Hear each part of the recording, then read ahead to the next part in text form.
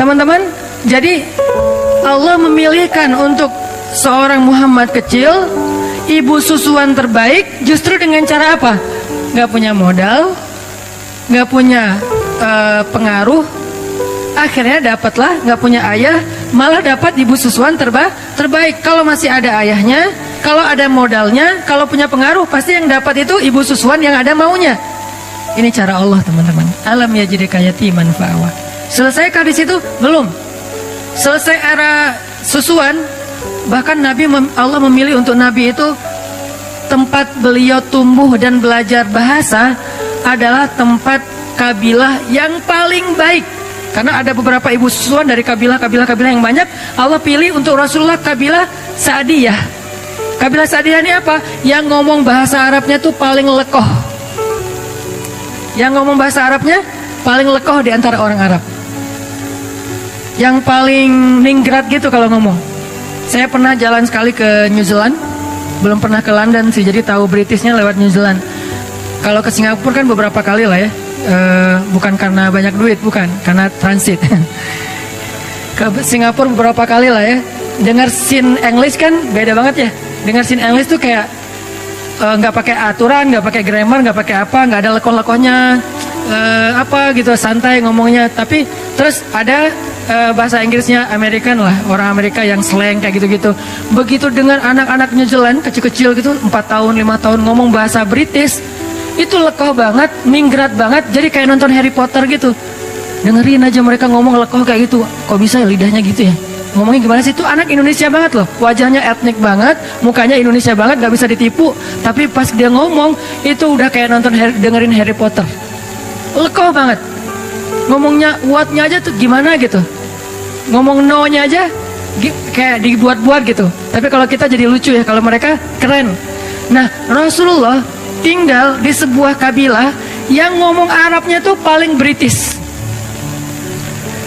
Dalam analogi kita ya, yang ngomong Arabnya bukan sin English, bukan sin Arabic, tapi Britishnya Arabic. Yang paling lekoh, yang paling ningrat, yang diksinya itu yang paling tinggi, sehingga Nabi tumbuh dengan bahasa yang seperti itu di Bani Sa'diyah. Ini skenario dari Allah. Wa wajadaka alam yajidka yatiman fa'awa. Kalau sekolah kayak gitu mahal. Sekolah Arabik yang British banget mahal tuh. Dan yang sanggup sekolah kayak gitu hanya orang-orang kaya. Rasulullah, Allah punya cara sendiri. Allah tuh luar biasa, luar biasa. Gak ada duit, gak masalah kata Allah. Nanti aku undang aja hambaku yang paling tulus, yang dia bisa ngajarin hambaku ini bahasa Arab yang paling British. Arab yang paling British. Ini jangan di-cut ya, jadi salah paham. Arab British apa maksudnya Ustaz? Maksudnya elegan gitu. Maksudnya elegan, lekoh, ningrat, diksinya keren. Nah, setelah Nabi lekoh bahasa Arabnya, era pendidikan bahasanya udah selesai. Kan yang paling bagus bahasa itu dari kecil ya, karena anak kecil cepat menyerap bahasa. Baru nanti dia kayak anak saya orang Aceh, istri orang Jawa, tinggal di Bandung. Tapi kalau ngomong bahasa di rumah, dia yang paling nyunda, karena teman-temannya anak-anak Bandung gitu. Jadi kalau dia ngomong Aisyah, Maryam tuh kalau ngomong sama saya malah kadang-kadang sering nanyanya ke Aisyah, Aisyah ini artinya apa sih? Aisyah yang ngajarin. Kenapa? Karena dia tumbuhnya di Bandung. Kalau dia tumbuhnya di Aceh, dia bakalan bahasa Aceh. Kalau dia tumbuhnya di Surabaya, dia bakalan bahasa Surabaya. Nah, masing-masing dikasih lingkungannya. Nah, Rasul tumbuhnya di Bani Sa'di, bahasanya paling bagus. Udah selesai? Belum. Nanti ada era lagi kedua setelah masanya Abdul Muthalib, Aminah, Halimah. Nanti ada era kedua. Awalnya dinaungi atau dipelihara oleh pamannya Abu Thalib. Ini era periode kedua. Dan ini juga luar biasa. Abu Thalib punya banyak anak, tapi yang paling disayang justru ponakannya. Punya banyak anak, tapi yang paling disayang justru ponakannya. Kemana-mana pergi pasti yang dibonceng ponakannya. Muhammad ikut paman, ikut boncengan, motoran gitu. Motornya keledai, onta, kuda. Memotoran aja keliling Mekah, ke Suriah dulu namanya Damaskus, kemudian ke Yaman. Yang dibawa motoran sama Abu Thalib touring kemana-mana itu siapa? Ponakannya, bukan anaknya justru. Kenapa bisa kayak gitu? Allah masukkan cinta ke dalam hati Abu Thalib, sehingga di antara semua keluarganya yang paling disayang justru bukan anaknya tapi ponakannya. Allah yang bikin kayak gitu. Sehingga karena sayangnya Abu Thalib kepada Rasulullah kecil, Muhammad kecil, akhirnya Abu Thalib tuh mikirin banget pendidikan Muhammad kecil. Mikirin banget. Gimana ya cara anak ini jadi seorang pemimpin? Anak-anak yang lain gak gitu-gitu amat. Tapi yang ini difikirin, sama kayak seorang ayah mikirin nanti dia SD-nya di mana yang bagus ya. Browsing, banding-bandingin, komparasi yang satu dengan yang lain, harga, kurikulum segala macam kan ya. Nanti SMP-nya di mana ya? Nanti dia belajar ini di mana ya? Nanti dia belajar itu di mana ya? Sama kayak sekarang saya mikir anak saya nanti kalau yang dia laki-laki dia harus bisa satu. Buat saya pribadi ini subjektif banget ya. Karena saya mengkader dia rambutnya harus panjang keriting, berarti dia surfing skateboard. Karena model rambut udah dapet nih, kayak apa reggae banget lah ya. Surfing skateboard harus bisa. Berarti di belakang rumah saya harus bikin apa mini rem, biar dia latihan sendiri gitu. Satu. Dari sisi itu dari sisi mainnya, dari sisi intelektualnya mulai sekarang karena istri memang apa sama-sama belajar di Mesir diajarin bahasa Arab. Jadi kita kalau ngomong rahasia dengan istri di rumah udah ketahuan sama anak-anak tahu. Walaupun mereka nggak bisa ngomong bahasa Arab tapi ngerti kalau kita ngomong bahasa Arab. Saya misalnya bilang mau sesekali makan mie instan gitu kan ya. Kan biar anak-anak nggak ikut-ikutan, saya ngomongnya rahasia sama istri pakai bahasa Arab. Saya pengen makan makarona gitu ya. Baba mau makan mie instan ya, gitu langsung ketahuan, nggak bisa rahasia-rahasiaan lagi. Atau mau keluar gitu, kita keluar berduaan yuk, tapi pakai bahasa Arab. Gitulah pokoknya. Nggak. Jadi kita keluar berduaan yuk, nggak usah bawa anak-anak, pasti ketahuan. Kita mau ditinggal kata mereka. Jadi karena udah dilatih di rumah dari sisi intelektualitasnya, bahasanya nggak harus lancar ngomong tapi ngerti secara listening. Terus Al-Qurannya, pokoknya bagian saya mah main aja. Bagian yang tadi pendidikan, apa segala macam, istri aja lah. Ngafal Quran, ngafal hadis, bahasa Arab. Yaudah sama Umi aja deh. Sama Baba apa? Yuk kita jalan yuk. Yuk kita main yuk. Bagian seru-seruan gitu. Supaya dia nanti, kalau saya cita-citanya, anak saya tuh, kalau laki-laki, tampilan reggae, tapi instalasi di dalamnya tuh, softwarenya Mekah. Jadi anak main tapi hafal Quran, pengennya mah ya namanya juga orang tua kan ya. Nah Abu Thalib mikir banget buat Muhammad kecil. Gimana anak ini jadi seorang leader, gimana anak ini jadi seorang yang luar biasa, pemimpin umat, itu difikirin sama Abu Thalib. Kenapa kok bisa gitu-gitu amat? Allah titipin Muhammad kepada Abu Thalib. Alam yajidika yatiman fa'awa. Allah yang titipin. Kalau Allah titipin itu udah keren banget, udah pasti. Sehingga di sebelah Ka'bah itu teman-teman, sebelah Ka'bah itu ada sebuah spot, sebuah tempat kongres para ketua kabilah, pemimpin kabilah di Mekah, namanya Darun Nadwah. Itu di sebelah Ka'bah. Kalau sekarang mungkin jadi kayak makam Ibrahim gitu kan, kalau yang pernah umroh daerah-daerah situ. Jadi sebelah Ka'bah ada tempat orang-orang kepala suku Mekah itu sering bikin kongres. Bikin meeting, bikin apa, ngomongin tentang kota Mekah, ngomongin tentang perdagangan, ngomongin tentang politik, ngomongin tentang perang dan seterusnya. Semuanya di situ. Namanya Darun Nadwah. Nah, biasanya setiap ketua kabilah kalau pergi ke Darun Nadwah itu, mereka bawa anak kesayangannya yang laki-laki sebagai kaderisasi. Jadi pendidikan pada masa itu tuh bukan sekolah formal, ikut ayahnya. Itu pendidikan pada masa itu. Bukan sekolah formal tapi ikut ayahnya, sehingga biasanya anak laki-laki nggak akan jauh-jauh dari ayahnya, anak perempuan nggak jauh-jauh dari ibunya. Sehingga Nabi SAW ternyata selalu dipilih oleh Abu Thalib di antara anak-anaknya untuk ikut Abu Thalib ke Darun Nadwah. Yang lain milih anak laki-lakinya, Abu Thalib milih ponakannya. Coba, ngapain dipilih ikut dalam Darun Nadwah? Nanti di Darun Nadwah dia duduk di sebelah Abu Thalib.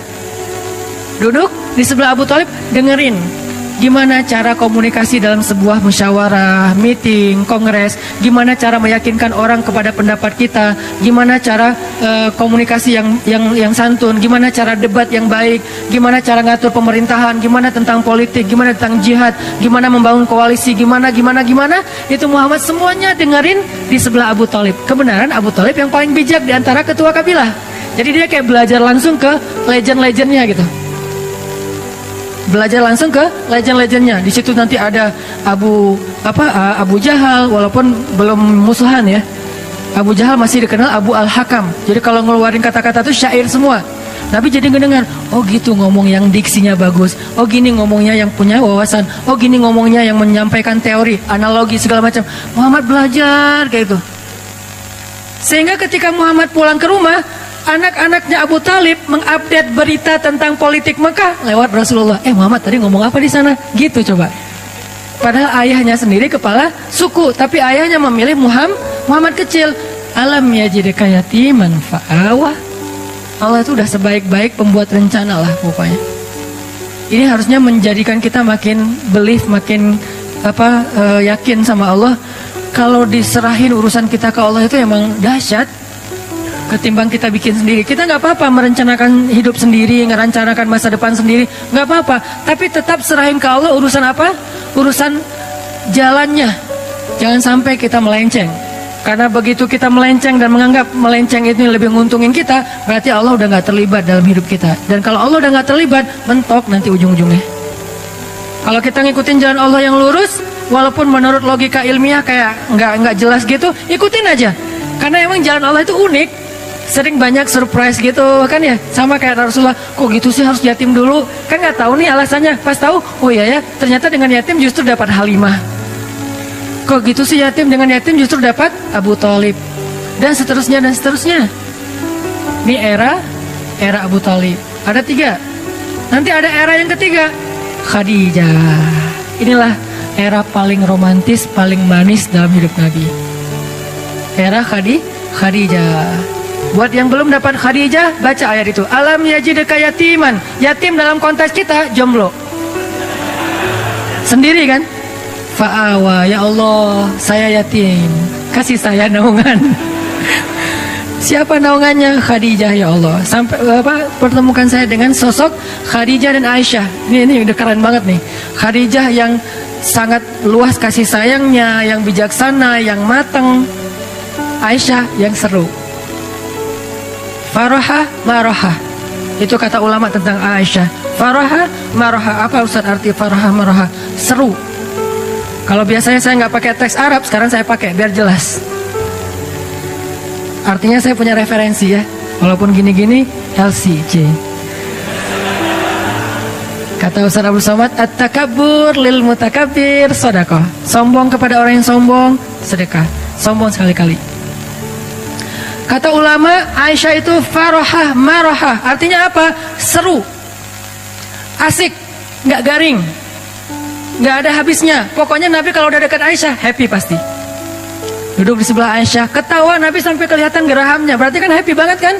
Jarang ada sahabat yang berhasil bikin Nabi ketawa sampai kelihatan geraham loh, kecuali Aisyah. Dan kata Nabi, Aisyah itu seperti garam. Artinya makanan mau bumbunya seabrek-abrek, nggak ada garam, tetap aja ada yang kurang. Nabi mau jalan sama siapa aja, ada Abu Bakar, ada Umar, ada Utsman, ada Ali, ada seabrek sahabat. Kalau nggak ada Aisyah, aduh, kangen sama Aisyah gitu. Sama kayak kita lagi meeting sama teman-teman, lagi ngumpul sama teman-teman, tiba-tiba sambil meeting sambil japrian, yang garing nih nggak ada kamu. Itu tuh Aisyah banget loh. Jadi Allah memelihara Rasulullah SAW itu era yang ketiganya siapa? Era Khadijah, masanya Khadijah. Apa salah satu ayat tentang fa'awanya Rasul di masa Khadijah?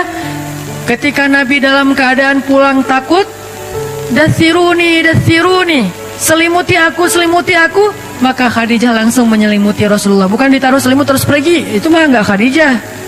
Ini buat cewek-cewek di luar, kalau kalian pengen jadi Khadijah atau calon Khadijah, jangan cuma ngasih selimut terus pergi nonton, update status sendiri di luar kayak gitu. Enggak, Khadijah itu menyelimuti Rasulullah dengan selimut dan juga dengan tubuhnya, dipeluk Rasulullah. Sehingga dikatakan oleh ulama, Khadijah adalah salah satu perempuan yang di dalam pelukannya lah Nabi mendapatkan wahyu. Salah satu perempuan selain Aisyah yang di dalam pelukannya Nabi mendapatkan wahyu. Wahyunya mana?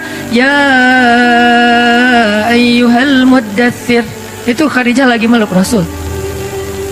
Pelukan Khadijah sakinah buat Rasulullah SAW. Makanya saya sering bilang sakinah itu cuma ada 2 tempat. Duduk dalam majelis ilmu dan dipeluk oleh istri yang halal. Pacar halal maksudnya. Istri udah pasti halal mah ya. Pacar halal. Kalau nggak ada pacar halal, duduk dalam majelis ilmu.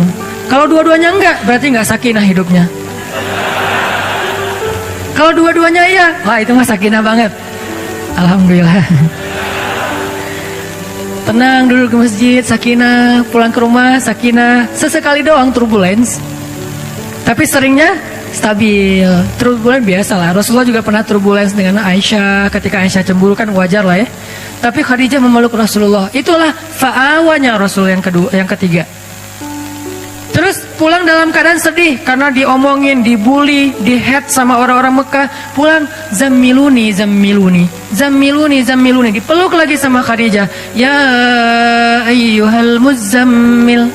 2 kali adegan dipeluk sama Khadijah dan turun wahyu dalam pelukan Khadijah. Ini artinya teman-teman, benarlah Allah alam yajidka yatiman fa'awa, dan itu artinya ma wadda'aka rabbuka wa ma qala. Sekarang kita bandingkan dengan Nabi Musa di surat Al-Qasas. Nanti teman-teman baca sendiri, karena nggak cukup waktu buat kita baca sekarang. Nanti baca sendiri di surat Al-Qasas. Di halaman keduanya, paling atas tuh, 1 halaman, Allah mengisahkan bagaimana seorang Musa yatim. Bukan yatim dalam arti nggak punya ayah ya. Yatim dalam arti sendiri, dihanyutkan ke sungai Nil. Kan Allah mengilhamkan kepada ibu Musa, yang tadi juga ada di surat Toha yang tadi dibacain pas sholat Isya. Nah, bagaimana ketika Allah menyuruh ibu Musa menghanyutkan Musa ke sungai Nil sendiri? Bukan berdua dengan ibunya di dalam peti gitu. Gak tega ninggalin anak sendiri, ya udah saya peluk aja berdua yuk nak, hanyut gitu. Enggak, hanyutnya sendiri. Ibunya cuma melihat dari kejauhan sampai hilang dari pandangan ibunya. Tetehnya ngikutin semampunya. Kan Musa juga punya teteh ya. Tetehnya ngikutin mana adek. Begitu hanyut, tujuan hanyutnya buat apa? Tujuan dihanyutkan menghindari dari Fir'aun kan itu kan ya, niat manusia. Tapi Allah punya cara kan? Kita punya keinginan, Allah punya keinginan. Dan keinginan Allah tidak mungkin ditolak. Dihanyutkan di sungai Nil menjauh dari Fir'aun. Qadarullah malah masuk ke sebuah selokan sampai ke istana Fir'aun. Ini nih, kok gini ya caranya ya? Nah, hidup kita kadang kayak gitu teman-teman. Gak mau sama dia, amit-amit sama dia. Dia juga yang jadi akhirnya sama kita. Hati-hati ya. Ini salah satunya nih. Gitu banget. Ya Allah, please jangan dia. Please jangan dia. 4 kali, please jangan dia. Saya cuma sekali aja. Ya Allah, please dia aja. Jadi, kenapa? Ya Allah, bukankah engkau yang mempertemukan Musa dengan Fir'aun? Bukankah engkau yang menitipkan Musa kepada istri Fir'aun? Maka titipkanlah aku ke dia. Beda redaksi doa Ustadz lah ya. Kita kalau doa ke Allah itu kadang-kadang boleh memakai sejarah teman-teman. Karena doa-doa para anbiya itu pakainya sejarah banget. Ya Allah, zat yang mendengar lirihnya suara Yunus di dalam perut ikan. Sejarah kan? Ya Allah, zat yang tidak membiarkan Ibrahim terbakar di dalam kobaran api. Ya Allah, zat yang memberikan Musa jalan keluar ketika berada di depan laut. Ya Allah, ya Allah, ya Allah. Sebutin satu persatu sejarah tentang bagaimana Allah menolong hamba-hambanya. Baru yang ujung-ujungnya, tolong saya ya Allah. Itu keren banget doa kayak gitu teman-teman. Gak hafal Arabiknya, gak masalah. Pakai bahasa kita sendiri. Tapi baca dulu sejarahnya, jangan salah. Ya Allah, yang menyembuhkan Nabi Sulaiman dari sakitnya 17 tahun. Bukan Sulaiman kata Allah, Ayub. Oh iya ya Allah. Jangan kebalik, udah pakai sejarah pede, salah pula gitu kan ya. Tapi nggak apa-apa sih, Allah maha pengertian lah sama kita ya. Arti pengertian apa? Bahasa Arabnya Raufun. Allah tuh maha pengertian banget sama kita. Tapi jangan disengaja. Ya Allah, yang mendengar suara lirihnya Nabi Isa di dalam perut ikan. Kapan Nabi Isa dimakan ikan ya? Itu Yunus, hambaku. Ya Allah, itu maksudnya. Ya nggak gitu-gitu apa juga. Tapi baca sejarah terus sebutin dalam doa, itu keren banget tuh doa tuh. Ya Allah, yang pada akhirnya memberikan seorang keturunan yang soleh kepada Zakaria. Kan gitu kan ya? Beri saya seperti itu. Dikasih Yahya. Ya Allah, pengen banget punya anak yang nanti dia menjadi salah satu tokoh pergerakan yang membangun yang menyebarkan kebaikan agamamu, keadilan kepada orang-orang yang terzolimi. Ya Allah, seperti seorang ayahnya pendiri Turki Utsmani, panjang gitu. Beri saya anak laki-laki. Saya kasih nama Ertugrul Ghazi. Dikasih. Sebutin sejarah, baca sejarah, karena saya senang banget sama sejarah. Buat saya sejarah tuh kayak nonton film. Karena saya hobinya nonton, daripada saya cuma nonton film entertain, kenapa nggak nonton film sejarah? Nonton film sejarah bisa dalam makna nonton filmnya atau baca bukunya, itu keren banget. Nikmatin banget adegan-adegan sejarah. Makin tebal bukunya, berarti makin detail adegannya. Gini banget ya, wah luar biasa ya. Apa diulang lagi, biar adegannya tuh menghayati, kemudian disampaikan dalam bentuk storytelling. Sirah, sejarah para nabi. Itu pas kita berdoa baca kayak gitu tuh kayak kita kayak lagi nostalgia gitu sama Allah. Ya Allah kan Allah dulu pernah gini. Iya. Allah kan pernah gini. Iya. Ya Allah kan pernah gini. Iya. Sekarang giniin saya dong. Oh ya udah deh gitu. Jadi kayak asik gitu kan doanya kan ya. Tapi kalau doa, ya Allah saya pengen ini. Apaan sih kamu? To the point banget sih jadi orang. Gak ada basa-basinya. Walaupun boleh banget sama Allah tuh boleh banget. Cuman kayak kurang romantis kan. Sama pasangan kita kalau mau minta sesuatu kan, yang kan kamu baik sama aku. Kan dulu kamu gini-gini. Kan dulu panjang. Nih udah ada maunya nih kalau kayak gini kan suka gitu kan kalau kita ya. Iya, aku mau gini. Ya udah deh, karena udah dipuji-puji dari tadi tuh jadi kayak gimana gitu. Ya udah, sayang, kasihan. Allah tuh bukan mau dipuji, bukan harus dibeli dengan kata-kata gombal, bukan. Allah berhak mendapatkan itu. Kalau manusia aja kita gituin, Allah lebih berhak mendapatkan itu. Bukan karena Allah pengen digituin, tapi emang Allah yang paling berhak mendapatkan semua gituin. Maksudnya semua pujian kita gitu. Itu teman-teman. Jadi balik ke Musa, akhirnya hanyut ke sewakan, masuk ke tempat pemandian keluarga besar Firaun, ditemukan. Intinya ada kalimat yang tadi saya baca di surat Toha, ini kata kuncinya, wa alqaitu ilaika mahabbatan minni walitusna'a ala aini. Itu kata kuncinya. Ketika ditemukan oleh keluarga Firaun, diberikan kepada istrinya Firaun, qadarullah istrinya Firaun belum punya anak. Itu skenario Allah. Istrinya Firaun belum punya anak. Begitu ngelihat bayi itu, wa alqaitu ilaika mahabbatan minni, tiba-tiba aku masukkan mahabbah, cinta dariku ke dalam hati perempuan itu supaya dia mencintaimu, jatuh hati. Ini Allah yang bikin. Itu bukti ayatnya. Wa alqaitu ilaika mahabbatan minni, aku masukkan cinta dariku kepadamu melalui seorang perempuan yang menemukanmu. Walitusna ala aini, kemudian kamu dibesarkan di istana itu dengan pengawasan dari aku. Allah yang mengawasi.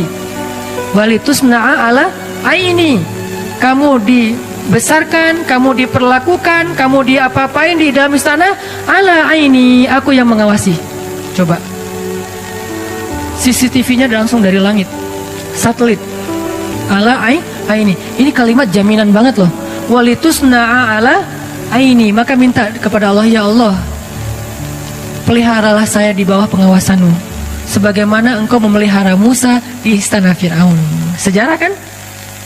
Sehingga ketika Firaun mau menyakiti Musa, Allah yang membela. Lewat siapa? Lewat istrinya. Datang Firaun, siapa ini? Pasti bayi Bani Israel nih yang mau dihanyutkan supaya nggak dibunuh. Nggak tahu, nemu, kata istrinya. Ya udah aku bunuh aja. Jangan gitu dong. Kalau udah diyang-yangin kan susah ya sama istrinya. Istrinya cantik pula, keren lagi tuh, dan kesayangan Firaun banget. Sehingga akhirnya istri Firaun membujuk Firaun,